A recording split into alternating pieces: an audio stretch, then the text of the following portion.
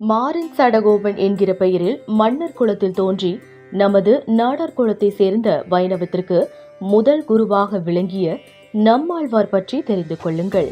வைணவ நெறியை பின்பற்றி பக்தியில் சிறந்து விளங்கிய பன்னிரு ஆழ்வார்களுள் ஒருவராக நம்மாழ்வார் இருந்தாலும் இவரை வழிபட்டால் மட்டுமே இறைவனின் பூரண அருள் கிட்டும் என கூறும் காணொளி. ஆழ்வார்கள் அனைவரும் அந்தணர்கள் அல்லர். ஓரொரு குலத்திலும் அவதரித்துள்ளவர்கள் ஆழ்வார்கள். தன் பக்தியாலும் சீலத்தாலும் இறைவனை கண்டு நமக்கு காட்டிக் கொடுத்தவர்கள் எவர்களோ யாரோ அவரே நமக்கு தலைவர். ஆழ்வார்களிலே நம்மாழ்வார் தாமிரபரணி நதிக்கரையிலே பிறந்தவர். வேளார் என்ற குலம், அதாவது க்ஷத்திரிய மாறநாடார் என்ற குலத்திலே பிறந்தவர். நாடார்கள் என்று ஒரு ஜாதி உண்டு. அந்த நாடார் குலத்திலே 7 உள்பிரிவு.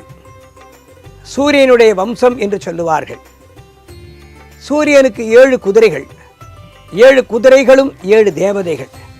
அந்த 7 தேவதைகளின் அம்சமாக 7 உள்பிரிவுகளை உடைய குலம் நாடார் குலம். அதிலே க்ஷத்திரிய மாற நாடார் என்ற குலத்திலே காரிமாறன் உதயநங்கை என்னும் ராஜ தம்பதிகளுக்கு மகனாய் பிறந்தவர் சுவாமி நம்மாழ்வார். அவர்தான் திராவிட வேதத்தை நமக்கு கொடுத்தவர். அவர்தான் வைணவத்திற்கு முதல் குரு.